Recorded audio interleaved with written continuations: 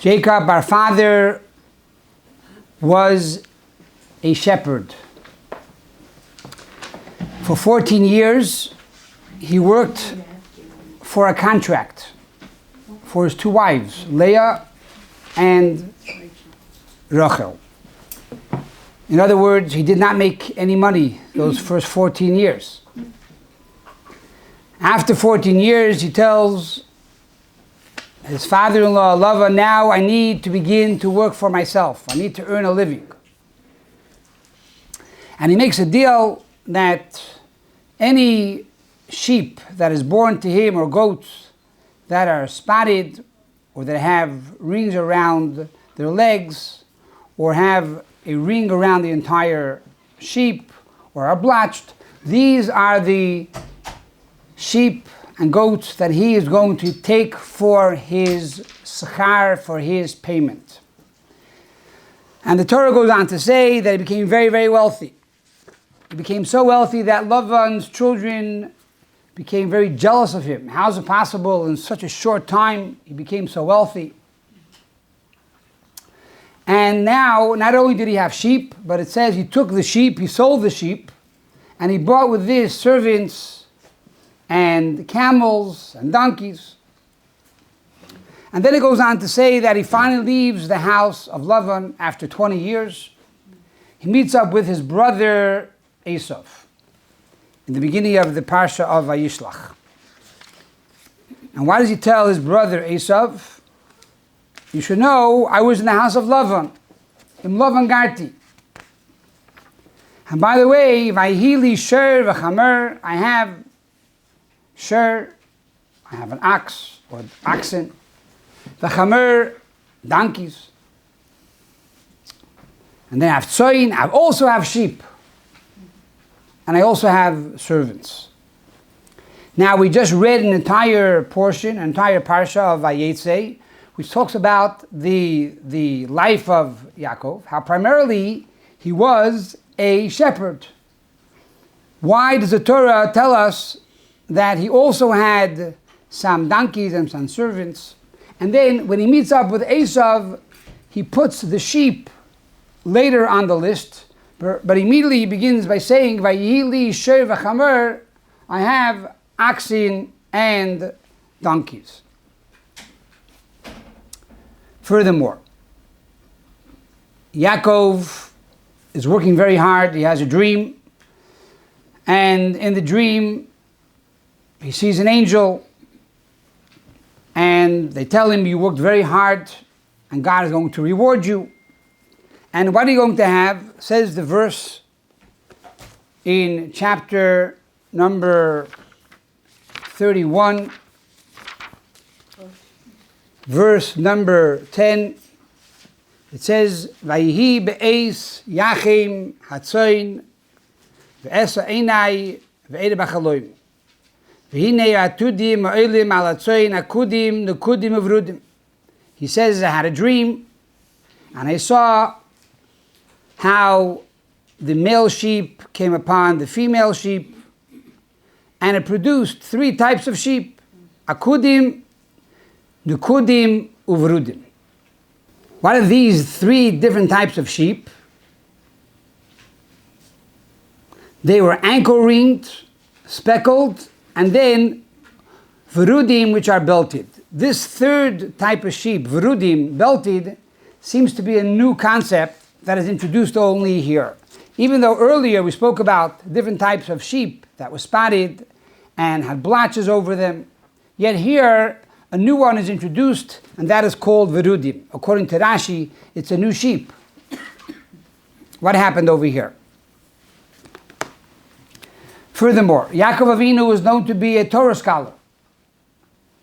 When Torah describes Yaakov Avinu, it says he was a man of the tents. He sat in the tents of Shem and Aver. All of a sudden here, he became now a businessman. He became a shepherd. What transformed? In life, there are really two major stages. There is the first stage in your life and second stage in your life. The first stage of Yaakov Avinu's life was a Yoshev Oyel. He was one who sat in the tents. the tense of shem and aver, it means he studied Torah day and night. Even after his father sent him away to the house of Lavan to get married, we are told in the Talmud, and also Rashi explains, that for 14 more years he went and he studied in the yeshiva to prepare himself to go into the everyday world. In other words, even though he was about to get married and begin a business, he understood that the foundation of every home, the foundation of Jewish life, needs to be predicated upon the study of Torah. This is what gives us direction and strength for the rest of our life. So in the previous portion, it discussed the fact that he was dedicated to the study of Torah. Now he needs to become a business person. He needs to go out of the tents of the yeshiva, of the tents of study, and enter into the real world. What does he do? He chooses to become a shepherd and to deal primarily with tzoin. Tzoin is sheep. What is the word tzoin? What is etymologically the meaning of the word sheep? The word tzoin is from the word say, to go out. To go out of the world of Torah, to go out of the world of the yeshiva, to go out of the world of study, and now enter into the business world. But even in the business world, what does he do? What does he assume? He assumes the role of a shepherd dealing primarily with sheep. Sheep, when they are taken to cut their hair, the Torah tells us they become very humble, they become very quiet. The sheep represent the quality of humility, of bittul. Now, in truth, the ultimate level in a person's life is to become one with God. We are created to serve God. And there are two stages. There's the stage of the study of Torah, and there's the stage of our daily routine and our livelihood. When it comes to the stage of Torah, even though we are one with God through the study of Torah, but to acquire the knowledge of Torah, one needs to use their mind. And the more you use your mind, the more satisfaction you have, and the more you consider yourself to be important and valuable. So therefore, on one hand, you can connect it with God. On the other hand, you are an independent entity. I accomplished. We call this the concept of a yesh. I'm a muhus, I'm something. I'm a personality, I'm arrogant. When a person enters into the business world, however, this needs a great degree of humility. Now already it's not so much the brains, it's more the action. It's the production. You're dealing with other people. It's not about how much I could acquire. And here already you need the hands of God to get involved. You see, as the Lubavitcher Rebbe says, that the business person sees God even more than the Torah scholar. Because every day they're trying to buy and sell, and sometimes it works, sometimes it doesn't work. And sometimes from left field, a new opportunity arises. It wasn't your brains, it wasn't your ingenuity, it just happened. So here, a person enters into a new realm that the level of tzoin, the level of sheep, the level of being a shepherd, implying a greater level of humility. And by doing so, one becomes actually closer to God. As it says pertaining to Jacob, and now he became very, very wealthy.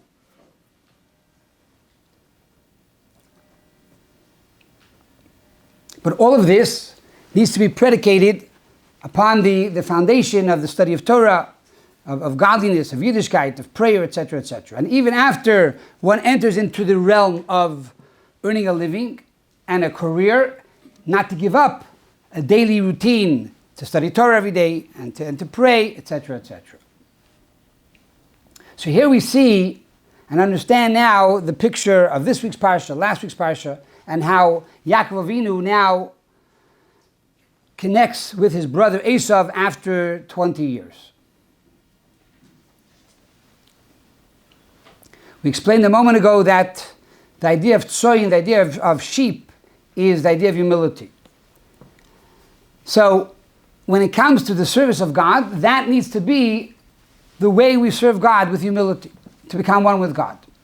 But when we approach the rest of the world, our face to the rest of the world, and how we approach the Esav of the world, the enemy that is without and within, the enemy that's outside of us, trying to conquer our land, and the enemy within us that's trying to conquer our soul, then already we have to tell the enemy, we have to tell Esav, Vayihili Sher v'chamer. You should know, I have oxen, very powerful animals, donkeys. These are powerful animals that can pull and schlep and acquire. And I also have, you should know, by the way, I also have humility. Yes, I'm not entirely arrogant, I'm not entirely aggressive. I also have the tzoyin, which is in my reserves. But how I present myself to the world is like a raging bull. Because when the world sees that you're aggressive, they respect you. And this is why we find in the Code of Jewish Law, it says the first thing you have to do is, when you awake in the morning, you have to be bold like a leopard. That's the first thing you have to do, bold like a leopard. And says the Torah in the Code of Jewish Law, why? Not to be intimidated by our neighbors, not to be intimidated by our friends. Many of us want to be better and do more, but we're afraid. What's our neighbor going to say? What's our spouse going to say? What's our clients going to say? We want to change, we want to do more, but all of a sudden, today you woke up, you're an angel. I know you for 30 years already. You never did this. Now you're changing your life on us. So the first law is you got to be that bull. You have to be bold like a leopard. But that's the way you serve the rest of the world. But in essence, your core, the way you are with God, the way you are with your soul, and your true makeup, your true essence, that has to be the humility of the tzoyin, the humility of the sheep. So Yaakov Avinu, Jacob our father, comes to Esav and he says, I was with Lavan for 20 years. And now I'm coming to you. What's happening here? Why does he have to tell Esav he was with Lavan? And Rashi says, in Lavan Gaiti, I sojourned with Lavan, literally means that even in the house of Lavan, I kept the 613 commandments of the Torah. Because Gaiti is Taryag, 613. You should know, even in the house of Lavan, when I worked day and night, and it was very, very hard for me, you should know I still kept the whole Torah. I did not violate the Torah.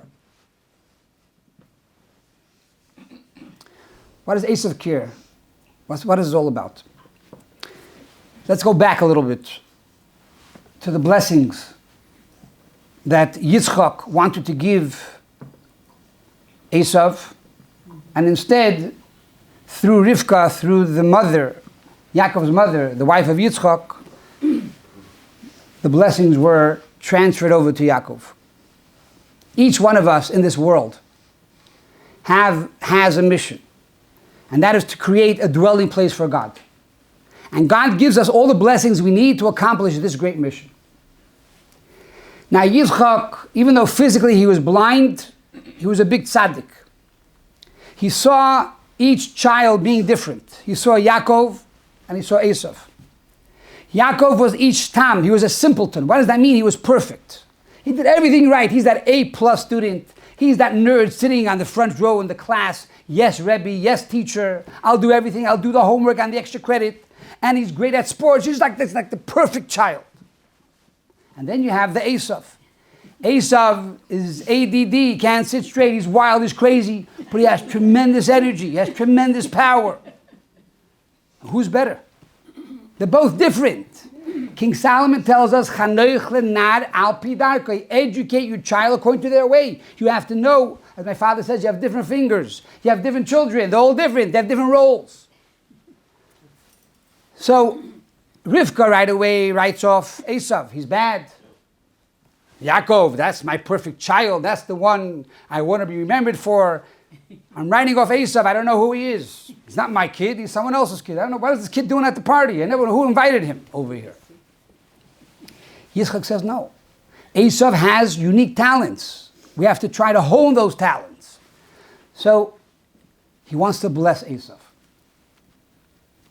However, he is a bit blind spiritually, because the way to transform Esav is through Yaakov.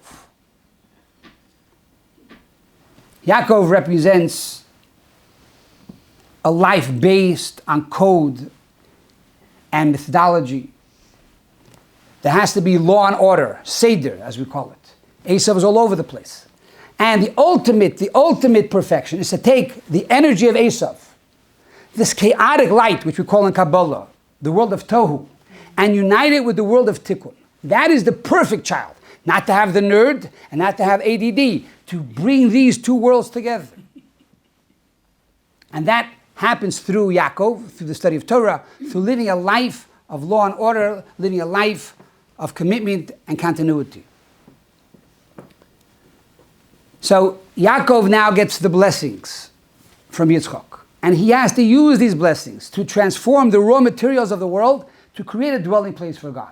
And he goes to the house of Lavan. He's there for 20 years. And he comes to Esav and says, I was there for 20 years, I did my job, I'm ready for the ultimate redemption, I'm ready for the Geula. Are you ready? And furthermore, before he goes to Esav, the Torah tells us in particular about the different types of sheep that he had. And in Chassidus and Kabbalah, it goes through all the different levels, the spiritual levels that these represent. But the idea of Berudim, which is the new sheep that is given to him, which represents the fact that there's a belt around the entire sheep, like a brown sheep that has a white belt that goes around the entire sheep. This represents the Kav. The Kav is a light that enters into the world to allow the world to be created.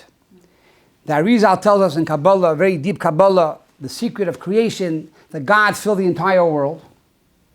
And then he removed himself from a black hole. And after he removed himself, metaphorically, from this black hole, which we call tzimtzum, contraction. It's not a literal contraction. It's called tzimtzum shaloi kipshutoi, not a literal contraction. We learn this in yeshiva. Then a light, a ray called a kav comes into the world. And from this ray, it becomes a circle, similar to a belt around the sheep. And it's with this light that we have energy and the world comes into being. Now, there are different approaches in Kabbalah. Is this light an infinite light or is it a finite light? Chassidus says it's both.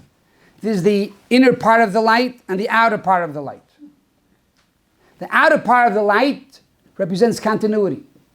A finite world. Everything we see before us is finite. Stars, galaxies are all part of God's finity from this kav, from this ray of light. But even this finity has a certain level of infinity. The sun rises every day. Every night there's a moon. The world continues to roll and circle around this axis very, very fast every day. Stars are born, stars die. Shooting stars, planets. This is part of God's finity. But yet, in reality, there is infinity in this finity. And then you have an open miracle, which is called infinity, which is the core of this kav, the core of this ray of light. And this is represented by this belt that goes around the sheep. This belt, which is the belt of life, of infinity, that's also found in this world. And here we learn many laws pertaining to business. The Shulchan Aruch, the Code of Jewish Law, the Rambam, the Gemara teaches us how a worker needs to work based on Yaakov's dedication to his boss. And therefore, even when it comes to working, an ethical lifestyle, the Torah tells us there are different types of sheep, implying that there are things that you do, as we say, God will bless you everything you do. If you work hard, you'll have success. And then there's the concept of this new sheep called the Berudim, which is the belt around the sheep that was introduced on its own. It wasn't part of Yaakov's original plan. That's part of the infinity in your life, that God blesses you. Out of left field, new opportunities come and new blessings arise, things you never planned on doing from the outset or from the start.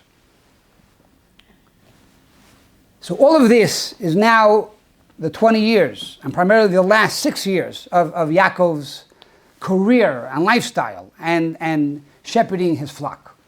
He now comes to Esav and says, you should know, over these 20 years I learned a lot, and I refined myself a lot. And I am now ready for the new world, for the end of time, for the coming of Mashiach? Are you ready? And I have with me Lavan.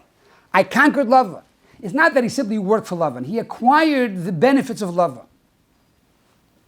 And basically Esav says, I'm not ready yet. I'm not ready yet.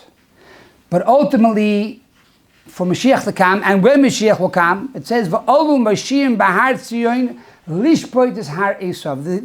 The Savior will go onto the mountain of Esav. And then, V'hoysel Hashem hamlucha, then God will be king. God will reign throughout the entire world.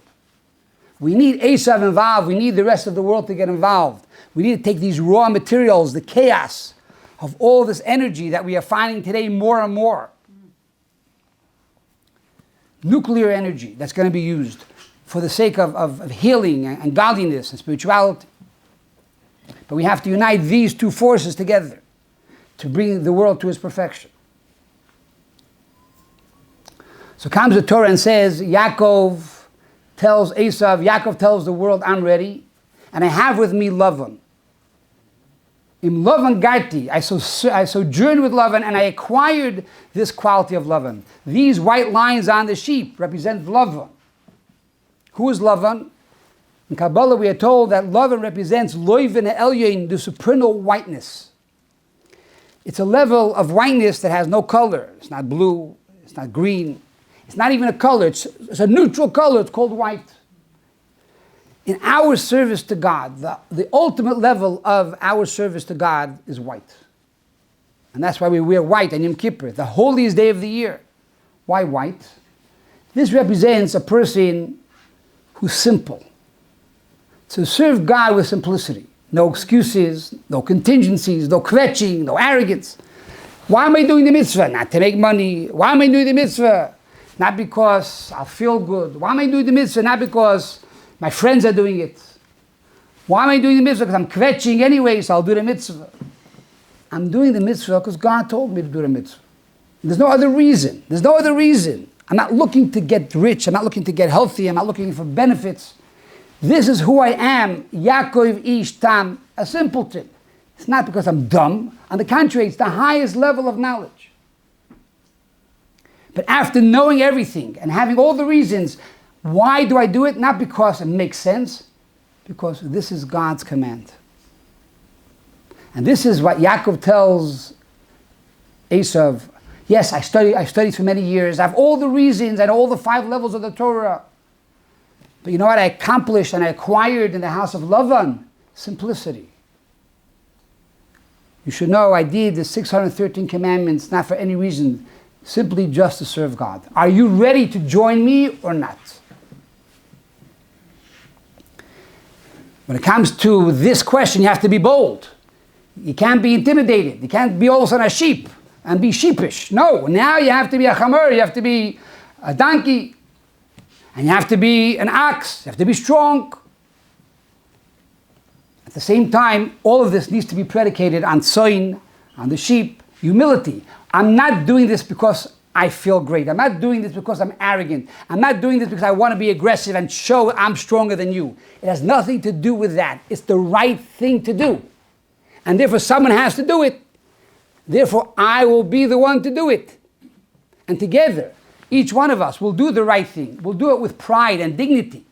Like a strong, powerful ox, a sher. But it must be with the beauty and complemented upon the foundation of humility, total self-abnegation, and nothingness before the world and for Almighty God.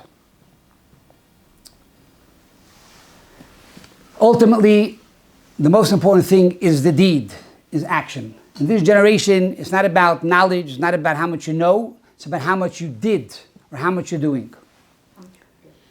They tell the story that there was a Jew by the name of Rabbi Yosef. He was a young man, a young boy. It was around the 1860s, the time of the Tzemach Tzedek. And in those days, if you lived in Russia, you had to fight in the army. And there was a man, the father of Yosef, who said, look, Yosef is my only son. I don't want him to go into the Russian army. He's a frum Yid. He'll lose, God forbid, his Yiddishkeit, his Judaism. And who knows if he's going to survive. He decided to go to the Tzemach Tzedek, the third Chabad Rebbe. And he took his son with him from the Vitebsk to Lubavitch. And they came to the Rebbe and said, Rebbe, my son Yosef is my only child. Years ago, the army had a rule that you had only one child. You did not have to send that child to the army. But today, every child is going to the army, and they want my son to go to the army. What should I do? Please help me. And the Tzemach Tzedek said, I cannot help you. Now that's very unusual for a Rebbe to say that. But that's what he said. He said, Rebbe, please, you have to help me. You're a Rebbe, you have to do something. And again, the Tzemach Tzedek listened to his woes and said, I'm sorry, I cannot help you. He leaves the office of the Tzemach Tzedek. He then goes to the Tzemach Tzedek's youngest son, who later became the Rebbe Marash, and said, maybe you go to your father on my behalf. Look, there's a situation. The Rebbe Marash was very sensitive, and he listened very, very warmly to the words of Yosef's father. And he went on his behalf to the Tzemach Tzedek. He said, this man is here, he needs a blessing. And the Tzemach Tzedek very gently replied, I already told him, I cannot help him. Okay. In the interim, they go back home to Vitebsk. And a few days before Yosef has to go to the army, again, he sends message to Lubavitch, to the Rebbe Marash, maybe you can ask your father. One last time. There's only a few days left for my son to go to the army. Maybe he can do something, a blessing, that my son won't have to go. And the Rebbe Marash came to the Tzemach Tzedek and again pleaded on behalf of this person. And the Tzemach Tzedek said, give me a Tanchuma, a Medrash Tanchuma. He took out a Medrash Tanchuma, he opened it up, and said over there, Im Kesef Talve, if you will lend money. And then Medrash goes on to say that it doesn't mean if, but you have to give tzedakah and give money to the poor. And it goes on to say that if a poor person comes to your house and they did not eat and they're about to die, and now you give them food and you revive them, so God will now pay you back and God will give you life and God will revive you, for you help that other person. That's all he said. He read the Tanchuma, closed the book, and that was the end of the story. Okay, 2 days later, Yosef now needs to be drafted into the army. Something happens, and they say you're off the hook, you don't have to go. He comes back from the office, they're all dancing, the whole family is joyous, the whole town is joyous. Word gets back to Lubavitch that he didn't have to go to the army, the whole Lubavitch is joyous. And the Rebbe Marash wants to find out what happened over here. What happened? Why didn't he have to go to the army? He comes back to Vitebsk. A few days later, his father sent him on a mission to Vitebsk, so he was there anyway. He comes to Vitebsk, he goes to the house of Rabbi Yosef's father. He says, tell me, what did you do the day of the draft? I don't know, I didn't do anything. I prayed, Shachris, we were crying a little bit, I don't know. He says, that doesn't sound right. He goes to the son, Yosef, what did you do the day you had to go into the draft? And again he said, I don't know, I was davening, saying Tillim. He says, no, it doesn't sound like this was the thing that really changed the paradigm. Finally, he goes to the wife. He says, tell me, what did you do the day your son was supposed to go to the army? So I'll tell you the truth, I was so preoccupied, I was so nervous and upset and crying. And I prepared a whole meal for the family, nobody wanted to eat. And then I was going to the cemetery to my parents to pray on behalf of my son, maybe they could do something. And as I'm about to leave the house, a poor man comes to the door. And the poor man says to me, I need food, I'm hungry, I'm going to die. He says, look, man, today's the wrong day, I can't talk to you. My son's going to the army today, I'm broken, I'm going to come back tomorrow. I can't come back tomorrow, I'll be dead by tomorrow. He says, look, God will give you one more day, you come back tomorrow, I have to go to the cemetery now. And the poor man is pleading. He says, you know what, come into the house, have a whole table of food, sit down and eat. Make a bracha, make a benching after that, and eat. So the poor man sat, he ate one meal, a second meal, a third meal. He felt full, satiated, he blessed, he left the house. Now the Rebbe says, now I understand why your son was saved. You see, you saved this man, you saved this poor man, now God saved your son. So we learn Torah, and it's about the kav and this white line and love and elyon, this supernal whiteness, and all these things are beautiful. At the end of the day, we have to be Yaakov Ishtam. Yaakov was a simpleton to do the mitzvah, to do the deed, to do the action. And by doing mitzvahs in this world, not only will you save others, but God will save you. And then we will see the ultimate blessing. That